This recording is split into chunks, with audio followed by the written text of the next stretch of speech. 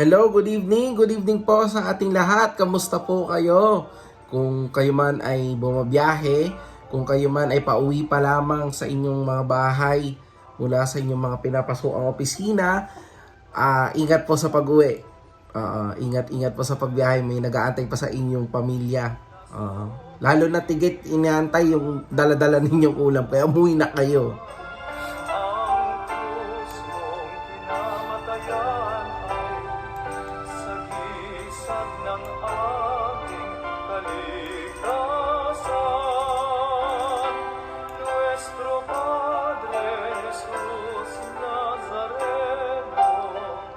Ito po ang special edition ng podcast ng mga walang pera.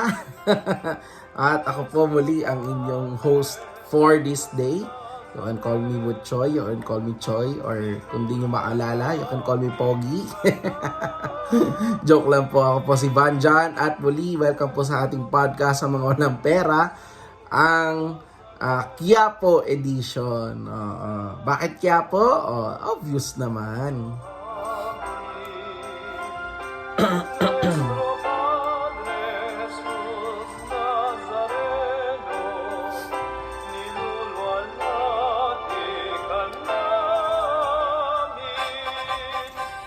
At ilang araw na nga lang ay sasapit na ang pambansang kapistahan ng mahal na Poong Jesus Nazareno or ang National Feast o take note, National Feast. So ibig sabihin, lahat ng simbahang Katolika o lahat ng simbahan na under ng Katolisismo sa Pilipinas ay pagdiriwang yung kapistahan ng mahal na Poong Jesus Nazareno. At kasi pa nga ba ang pinakahigit na makakakilala sa mahal na Poong Jesus Nazareno? Siyempre, kundi yung mga batang Quiapo. Yun, dahil ang Poong Jesus Nazareno ay kasalukuyang patron ng buong distrito ng Quiapo, lalo na't patron ng mga nahihirapan ng mga maralita, kagaya nating mga walang pera.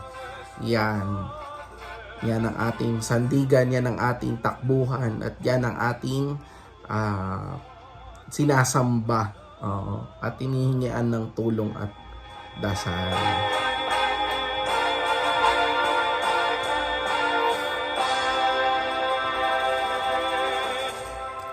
Well, paano nga ba siya naugnay sa atin sa podcast ng mga walang pera? Well, kagaya na nabanggit ko kanina, yung mga deboto kasi, karamihan talaga.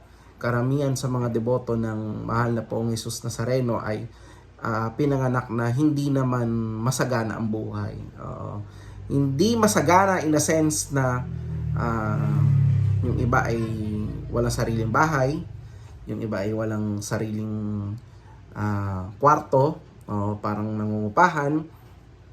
At the same time, yung iba naman ay naninirahan lang sa lansangan or sa mga slum area, yung mga impoverished, yung mahihirap na lugar sa Pilipinas. At doon malapit ang Poong Jesus Nazareno dahil sa itsura pa lang niya what captivates what captivates the most among us na devotees ay yung kulay ng Poong Jesus Nazareno.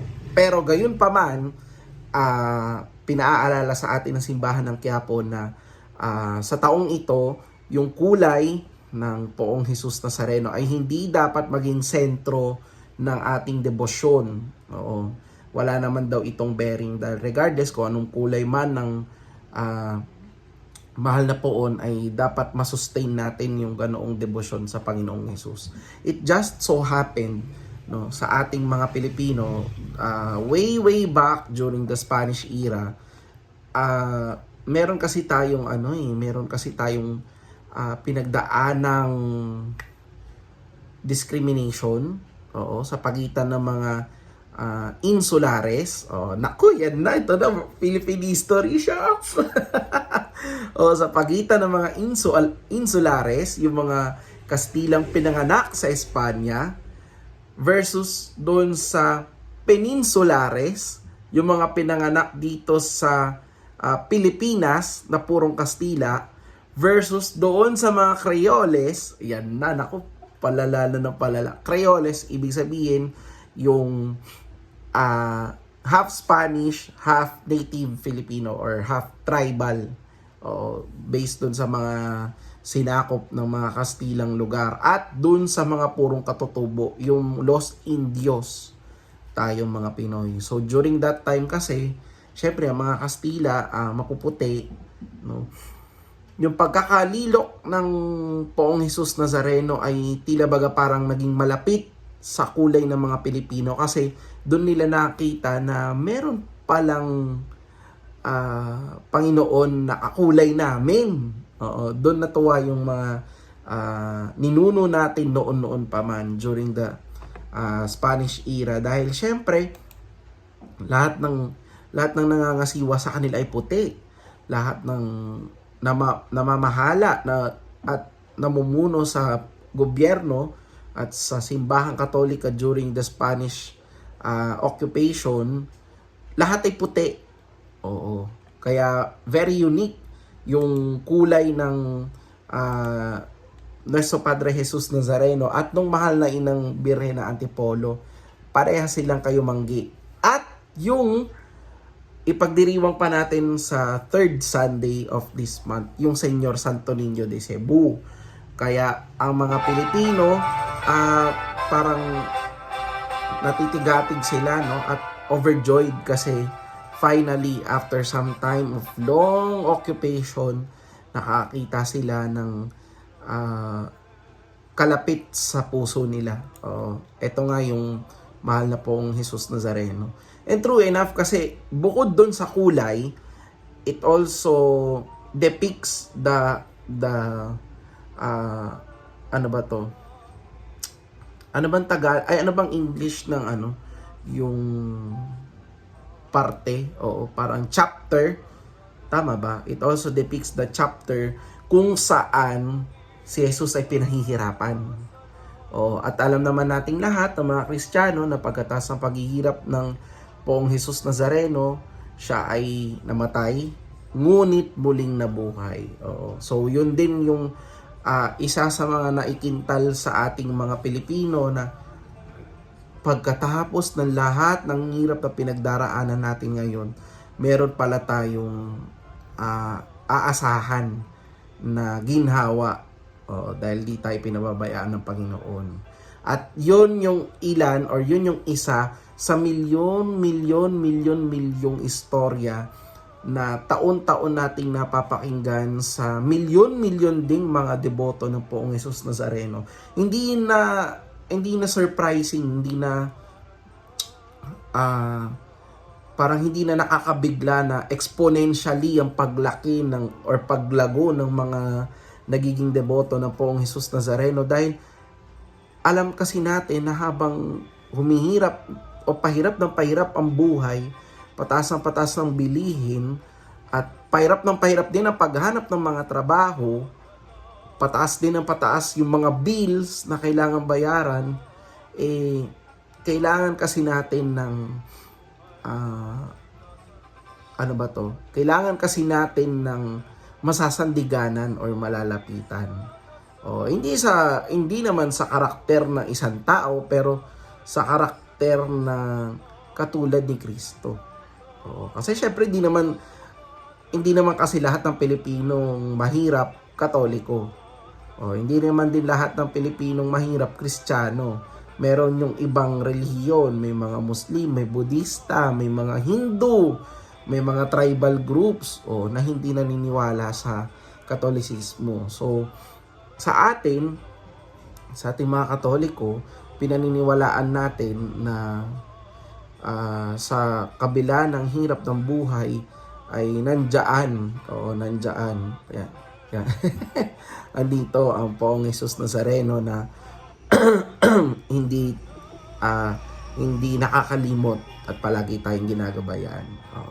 At yun nga, kagaya ng nabanggit ko, yun yung ilan, no, sa mga istoryang taon-taon nating napapakinggan sa mga deboto ng Hari ng Quiapo. Well, sa kaso kasi natin mga Pilipino rin, parang, ay, ewan ko siguro sa inyo, baka iba, pero sa akin kasi, I also find sometime na pagka ako ay nahihirapan sa mga dinadala kong problema sa buhay, nagdadasal ako syempre. Pero iba kasi yung may pinagdadasalan ka o may pinaglalaanan ka ng oras, not necessarily dun sa mga imahin or sa mga poon, kundi yung sa simpleng pananalangin or yung focus mo sa pagdarasal na sa kabilang banda o sa kabilang dulo ng linya ng pagdadasal mo, alam mong may nakikinig sa'yo. Yun yung isa sa ano bang tawag dito? Isa sa mga bagay na tingin ko nakakatulong sa akin. Kasi kagaya nga na sinabi ko, 'di ba, no nakaraang podcast, hindi naman kami mayaman, no?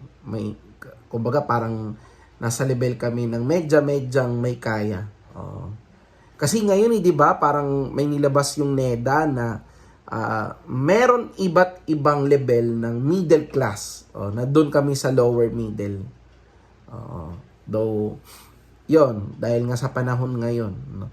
At isa pa, hindi lang naman ako, no? Pero marami kasi sa atin talaga may mga personal struggles na pinagdaraanan sa buhay. Kaya malaking tulong sa akin yung paniniwala at pananampalataya sa Panginoon. Lalo na sa amin ng mga Katoliko. No? Nag-umpisa ako ng debosyon sa Itim na Nazareno or sa Mahal na Poong Jesus Nazareno nung ako'y college na. Hindi kasi ako namulat sa pagpunta sa Quiapo ng, alam niyo, parang every Friday or once a month, no? Pero nung time kasi na ako ay nag-aaral na sa PUP, ako'y batang Santa Mesa. Batang PUP. Laking PUP po ako. Nung ako po ay nag-aaral sa PUP, syempre Maynila na kasi yun di ba? Babagtasin mo lang yung LRT, yung dulo ng linya ng LRT ay recto, nandun na yung Isitan recto. Pag binagtas mo yun ng nilakad mo ng dire-diretso, nandun na yung simbahan ng Quiapo. So doon ako nag-umpisang magkaroon ng debosyon sa Mahal na Poong Jesus Nazareno kasi on my own, nakakapunta na ako sa simbahan niya nang hindi alam ng mga magulang ko. Hindi alam ng sino man. Quietly nagpupunta ako ron. Tapos, I also did monthly confessions. Importante sa akin yung nakakapangumpisal dahil syempre sa ating mga Katoliko, importante na umaamin ka sa mga kalokohan at kasalanan mo. Hindi puro ka sorry. Di ba? Lord, sorry, ganito, ganyan. Hindi ka naman, kumaga parang hindi ka naman sincere sa paghingi mo ng dispensa sa Kanya. Kaya kailangan mo lumapit sa pare at manghingi ng kapatawaran through the sacrament of pangungumpisal. Tapos, pasensya na kasi namamalat ako Lamig kasi ngayon. Ang lamig-lamig ngayon, ewan ko, nung mga kasi January, di ba? At expected naman natin na ganito ang panahon. Pero pagka kayo ay nasa traslasyon, grabe. Alam nyo ilang taon na akong sumasalang sa traslasyon. Grabe yung init, yung pawis, yung intensity ng prosesyon. Grabe. Alam nyo na, kung madidirihin ka sa pawis, hindi ka pwede doon. Alam nyo, yun nga yun din yung isa sa beauty ng piety or ng popular faith. Sa amin kasi sa simbahang Katolika, may popular piety na tinatawag o yung paraan ng pagsamba at pananampalataya ng mga masa. Kasi 'di ba, hindi naman maiaalis sa atin na kahit tayo nasa simbahang Katolika, may mga social classes pa rin yan. And then, doon sa social classes na yan, may mga mayayamang naniniwala, may mga medyo may kaya, may mga mahihirap talaga at maralita. Yung doon sa mahirap at maralita, ibang klase silang magpakita ng kanilang debosyon sa mahal na poong Jesus Nazareno. At yan nga, sa pamamagitan ng pagsasakripisyo, kasi di naman sila makakapag-donate din sa simbahan.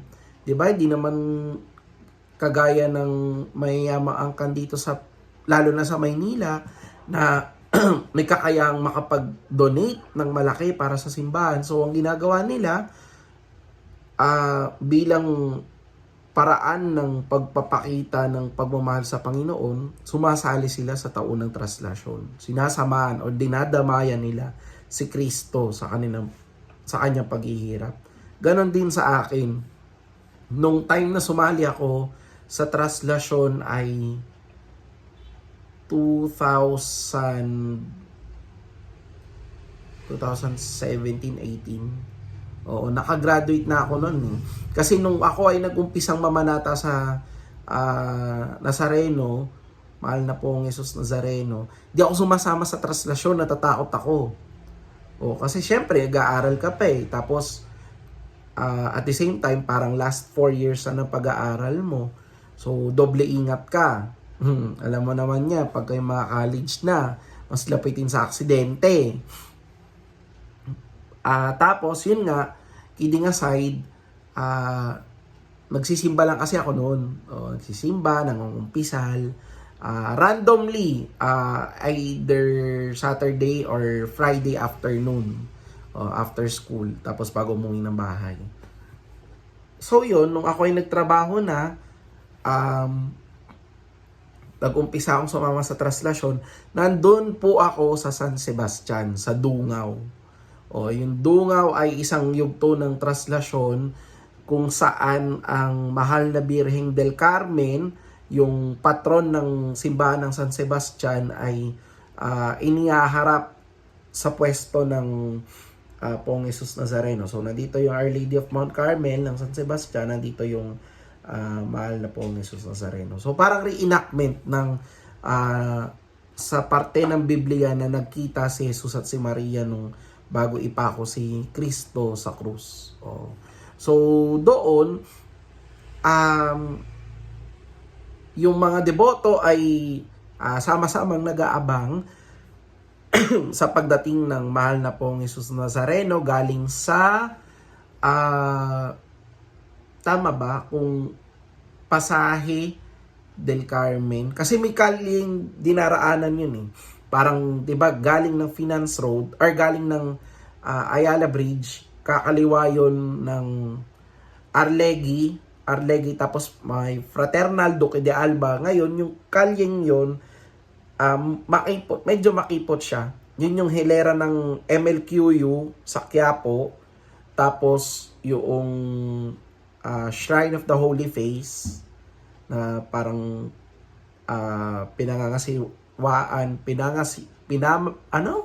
pinapangasiwaan ng mga madre. Tapos ayun na yung yung kanto na ng Plaza del Carmen. Yung Plaza del Carmen, yung isa sa maluwag na pwesto during the traslasyon, kung saan yung mga tao ay pwede pang makalapit. Kasi pag yun ay lumiko na sa Bilibid Viejo, dire-diretso na yun. Masyado nang masisikip yung kalye. Not unless yung dadaanan niya ay may kanto. So may elbow space pa para makalapit sa andas.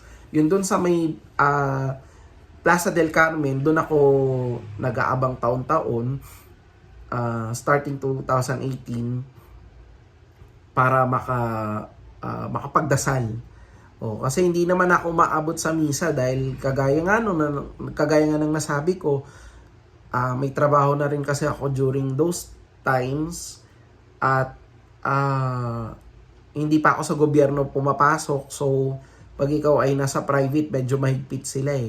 Pagka yung may mga religious gatherings, it's not exemption to the rule na mag-early out ka or pumasok or mag-absent ka, gano'n. Though yung iba ay biniyayaang makapag-absent or makapag-leave Pero sa amin kasi, yun nga, yung mga dati kong pinanggalingan na private companies, hindi yun exception to the rule. So, to cut the story short, doon ako sa may Plaza del Carmen nag-aantay, doon din ako nanonood, at doon din ako nagdarasal. Hindi naman talaga ako sumasampa sa andas. Kasi parang hardcore na yun masyado para sa akin. At saka hindi na necessaryong kailangan mong makipagbalyahan para lang umalik sa krus. Kasi ang Poong Jesus Nazareno, all year round yan, sa loob lang siya ng simbahan ng Quiapo. Pwede kang pumila ron. Pwede kang magdasal, pwede kang mangumpisal. Yun ang best part doon, mangumpisal saka magmisa. Kumpara sa traslasyon na isang beses lang ginagawa. Pero ang Poong Jesus Nazareno ay hindi naman isang beses lang inilalabas sa buong taon. Yung prosesyon ng mahal na Poong Jesus Nazareno ay ginagawa 3 beses isang taon. O thrice a year. Unang-una, kung ang perspektibo mo ay ngayong January sa kalendaryo, January ang umpisa, unang inilalabas yan January 9. Susundan yan sa panahon ng summer, yun yung Good Friday procession. Oo. Hating gabi ng Biyernes Santo, yung saktong alas 12 ng ating gabi, or mga alas 11 ng Huwebes Santo, ganun. Depende sa oras. Inilalabas yan. Oo, tapos siya ay babalik sa simbahan ng Quiapo tentatively mga tanghali na or before magtanghali. Pero ang pinoprosesyonan naman noon, pagka Good Friday procession, within Quiapo district lang. Hindi na siya umaabot ng Luneta. Hindi na rin yata siya umaabot ng Plaza del Carmen. Talagang within Quiapo lang. Hindi ko lang sigurado kung may binabago sila sa ruta kapag ka Good Friday procession. Pero sa pagkakaalam ko ay ganun lang ang ruta niya. And then last ay yung Thanksgiving procession na ginaganap tuwing December 30 ng gabi hanggang 31 ng madaling araw or 31 ng umaga. Oo, yung Thanksgiving procession, ibig sabihin, yun na yung hudyat na mag-uumpisa na yung nobena. Yung 9-day preparations or 9-day masses in honor of the Most Holy Black Nazarene or yung mahal na Poong Jesus Nazareno. Oo, ngayon, pinakadinudumog yung traslasyon dahil ito yung makasaysayang paglipat ng Poong Jesus Nazareno mula sa simbahan ng San Nicolas de Tolentino sa loob ng Intramuros. Hindi ko lang matandaan kung tama yung pangalan ng simbahan. Pero under yon ng mga Agustino. Daw. Hindi ko lang matandaan ulit. I-check na lang ninyo. Mula dun sa loob ng Intramuros, palabas papuntang Quiapo Church. Yung mismong kinatatayuan ng simbahan ng Quiapo ngayon. So, hindi na iba sa mga Pilipino yung kultura ng traslasyon dahil taon-taon nire-reenact yun bilang pagbibigay pugay, no? At pagpapakita ng debosyon at pagsamba kay Lord. Not necessarily doon sa poon, pero yung nire-representa ng poon at ng mga imahen, which is the Lord, si Jesus mismo. Yun. Then, kagaya nga ng nabanggit ko kanina, yung kulay niya kasi ang unang naka-attract sa mga tao dahil doon nakarelate yung mga Pilipinong mananampalataya.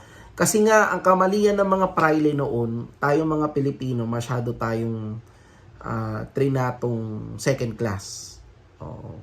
Masyado tayong minaliit, hindi tayo tinuruan magkastila. Gusto ng mga praile noon, sila-sila lang ang nakakaalam ng kanilang wika at hindi nila ibinabahagi yun sa mga mabababang Pilipino dahil pag nalaman ng mga Pilipino yung kanilang wika, kinatatakutan ng mga praile noon na baka mag-alsa yung mga Pilipino at lumaban sa kanila.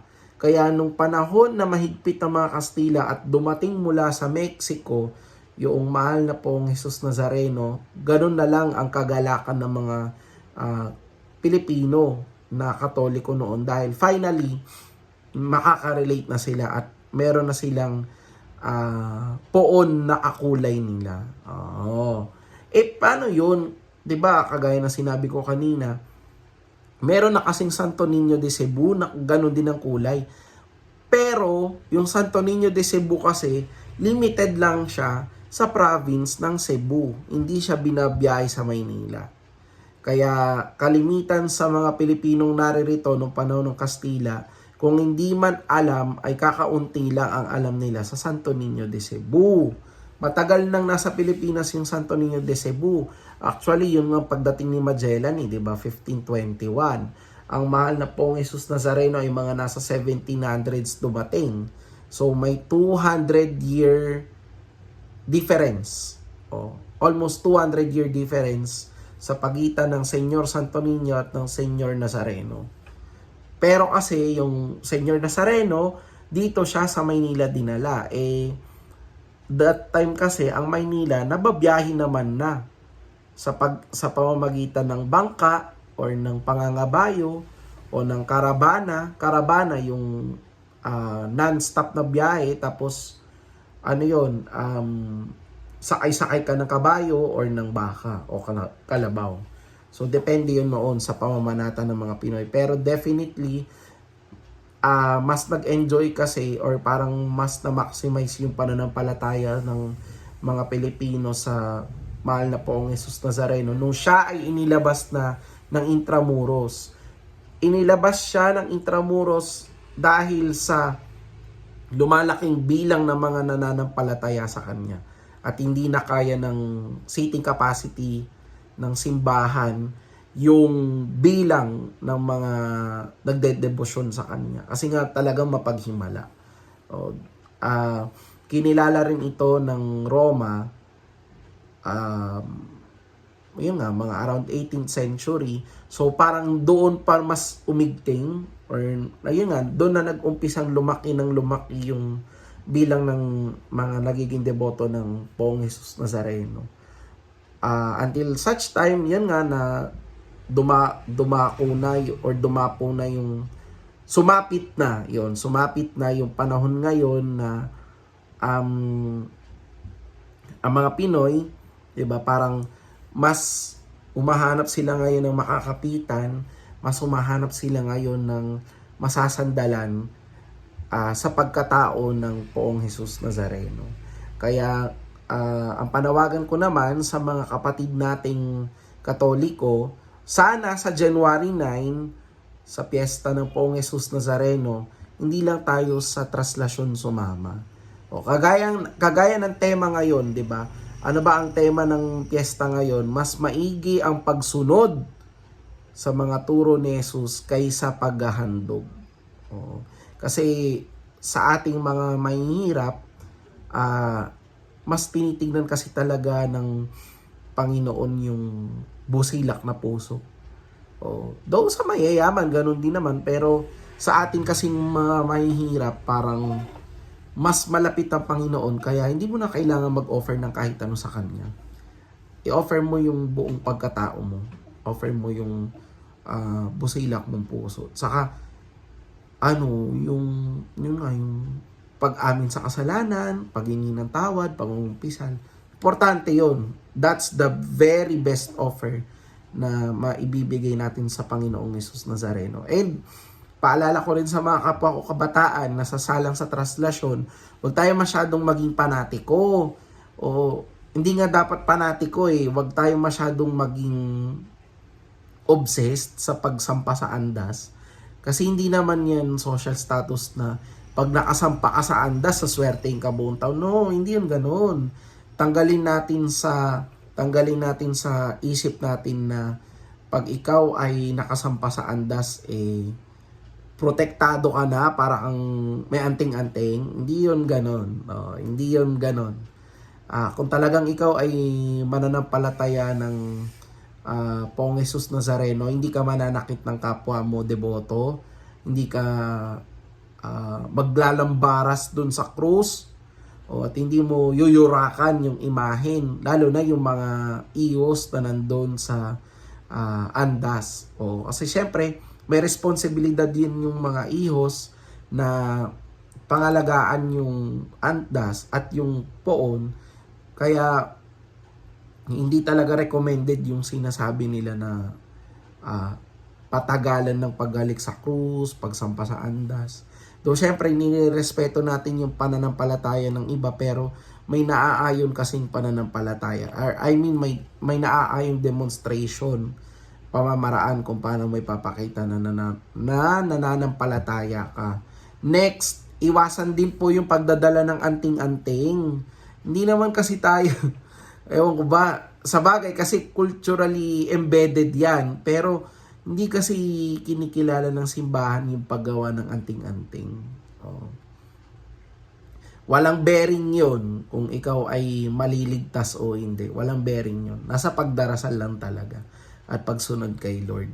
And sa mga first timer na sasama nga yung traslasyon, pakiusap po kapag kayo ay, syempre ano na yun dagat ng tao yan.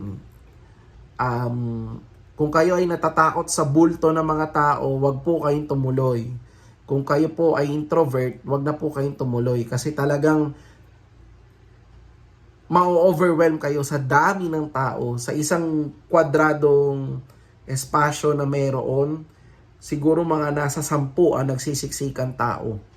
Ganun yun karami. Para kaming nasa lata ng sardinas. Doon sa Plaza del Carmen, pinakamaluwag na yun pero para ka pa rin inaalon. What more pa yung mga nasa kalye na talagang pinipit-pit. Kaya maraming nahihimatay. Oo. Wag na rin po magdala ng bata. Wag na ninyong isama yung mga baby nyo. Delikado. Delikado po sa bata yun. Sa mga buntis, wag na rin po kayong sumali. At kung kayo po ay mga senior or PWD or may mga sakit sa puso o may hika, wag na rin. Doon na lang tayo magsimba sa Quiapo, or kung hindi man, punta kayo ng Luneta kung talagang hindi kayo mapipigilan, o kung talagang mas sigurado or mas safe kayo, sa bahay na lang muna. Oo, kasi ang Poong Jesus Nazareno all year round yan nasa Quiapo, hindi yan isang araw lang na nandyan. Hindi yan totoo. Kung may sinasabi kasi ng iba na pag kayo ay sumali sa traslasyon sa taong ito or sa January 9 of every year, matutupad yung mga kailangan mo. No, hindi yun ganon. Hindi yun totoo. Yung paghihimala ng Poong Jesus Nazareno ay walang pinipiling araw. Oo, ginawa nyo namang ano yan, ginawa nyo naman lucky charm yan. Hindi naman tayo Chinese. Uy, umayos kayo. Hindi totoo. Tapos, paalala rin, yung mga may bit-bit na gamit, kagaya na sinasabi sa mga announcement sa Quiapo, maalog yung camera, sorry. Wag na pong magdala ng malalaking bag. Mga essentials lang, gamot, or payong, or tubig, towel, ganun lang. Kasi pag nagdala ka pa ng maraming gamit, mahihirapan ka, kagaya nga na sinabi ko sa'yo, sa isang kwadradong espasyo or sa 1 square foot na nandun ka sa Plaza del Carmen, 10 tao kayo nagsisiksikan doon. Paano pa mabibitbit yung gamit mo kung sobrang dami ng bitbitin mo, 'di ba? Yung kagaya ko, ako, pag nagbibitbit ako, maliit lang na bag ang gamit ko. Mas maganda nga kung wala akong bitbit eh. Yung mga ihos, yung mga veterano ng traslasyon, wala talagang binibitbit na gamit, towel lang, pamunas lang sa poon. Tapos yung towel na yon, ibibigkis nila yon, iuuwi, ibibigay sa may sakit. Yun. Tapos na. Tapos kung sila ay pipila pa sa pahalik sa Quiapo, sa mismong altar, pwede rin, pero masyadong matagal. Kaya ang ginagawa ng iba, doon sila sa traslasyon sumasabak. Or yung iba nga yun, nakikipila pa sa Luneta. Kasi kagaya nung nakaraan, naalala ko parang merong isang taon, or siguro last year din, na nung pag-alis ng imahin Nazareno, Poong Jesus Nazareno, meron pa silang replacement para yung pahalik tuloy-tuloy pa rin. Pero hanggang January 9 lang yun. O, hindi na siya in-extend ng hanggang January 10. Kasi ang piyesta naman ay January 9 lang. Pwede yun. Or, yun nga, last na lang din, syempre dun sa mga deboto, mauuhaw kayo, magugutom, kakain along the way, yung mga pinagkainan nyo naman, huwag nyo namang itapon kung saan-saan kasi lahat tayo nakayapak eh. Ang daming nasusugatan, ang daming nasasalubsob sa barbecue stick, yung mga nadudulas sa balat ng ice tubig or dun sa tinapong plastic cups. Tapos syempre, pag nadulas ka, madidislocate ka, malas-malasan mo pagka yung bugso ng tao ay masyadong mabilis ang lakad. Yayariin ka talaga doon. Madidisgrasya ka talaga ron. Kaya doon sa mga kapwa ko deboto na magugutom at sa mga tindera ng tubig o ng mga kutkutin na dinadaanan ng prosesyon, doon sa ruta na dinadaanan ng prosesyon, sana maging responsable po tayo sa pagtapon ng basura. Kasi syempre di naman matutuwa si Lord ng ganun. Ang taki mo, naghihirap na ngayon Nazareno. Diba? Ganun na yung depiction niya. Tapos pahihirapan mo pa yung mga kapwa mo deboto kasi hindi ka maayos pagtapon. Ayaw naman ni Lord ng ganun. So, alagaan din natin yung kapwa natin deboto. At, panghuli, sa pagwawakas ng podcast na to, una, papasarap yung kwento, 37 minutes na.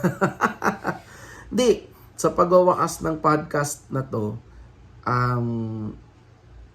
harinawa yung mga panalangin nating mga deboto, tayo na mga kapos sa buhay, mga walang pera, ay talagang mapakinggan. Oo, ng Poong Jesus Nazareno. Ako, naniniwala ako na kung hindi uukol, hindi bubukol. Kung hindi nakalaan sa'yo, hindi rin talaga ibibigay sa'yo. Kaya wag kang magdaramdam kung yung pinagdarasal mo ay hindi mo agad matanggap after ng traslasyon, or ikaw man ay nagdadasal talaga ng mataimtim kung ikaw ay may hinihingi sa Kanya. Hindi yung kasi nakukuha sa isang beses lang na pagdadasal. It takes patience, it takes time, so don't lose hope. Kung mawawalan ng pag-asa. Maraming pang pagkakataon, marami pang oras na ano bang tawag dito? Marami pang oras na pwede kang magdasal sa Kanya. Kahit nandito ka sa bahay, di ba? Mangingi ka lang ng panalangin sa Kanya, dumulog ka, makipag-usap ka sa Panginoon ng maayos, di ba? Kung tutuusin nga sa ating mga deboto, tingin ko mas mapapakinggan tayo ni Lord kapag nagdarasal tayo ng tahimik sa bahay kaysa yung maingay tayo sa labas. Kasi sa dami rin ng nagdarasal, di ba? Parang, or sa dami rin ng tao, talaga bang nasa Panginoon pa ba yung focus mo? Or for the sake of clout? Hindi naman siguro, pero yung ibang vlogger din siguro, ganun, na for the sake of clout talagang pumapanik sa andas, papakitang gila sa mga tao. Tapos, sa kabuuan ng taon, hindi na naman maganda yung pag-uugali niya, balik sa bisyo, mga ganun. Kaya nga sa tema ng taong ito, mas maigi ang pagsunod kaysa sa pagbibigay ng handog. Ang emphasis ng simbahan ng Quiapo ay nasa pagsasabuhay at pagsasapuso ng mga aral ni Kristo more than dun sa pagreregalo mo sa Kanya. Kasi ang best gift na maibibigay mo sa Poong Jesus Nazareno ay ang iyong puso at pagkatao. Amen? Amen. Di ba? Sige, ipaikot na po yung basket tapos na po yung homily. Hindi, joke lang. Pero yon, harinawa maging safe at maging ligtas yung ating debosyon sa Poong Jesus Nazareno, at pinagdarasal ko rin na sa pagpapatuloy ng 2025 matupad yung lahat ng panalangin natin at lahat ng mga gusto nating mangyari sa buhay. Kasi at the end of the day, wala namang magtutulungan kundi tayo-tayo lang din. Oo. 'Di ba? Parang ang saya nga eh, ang saya rito sa Pilipinas kasi ito lang yung Pasko take note Pasko pa ngayon, hindi pa tapos ang Christmas ngayon. Oo. Sa January 12 pa, sa Feast of the Baptism of the Lord. Pangalawang linggo ng Enero. Sa Pilipinas nga, sabi nga ng Batikang historiador, si Professor Ambet Ocampo, sa Pilipinas, ang Pasko, nagmo-morph or nagbabagong anyo si Kristo.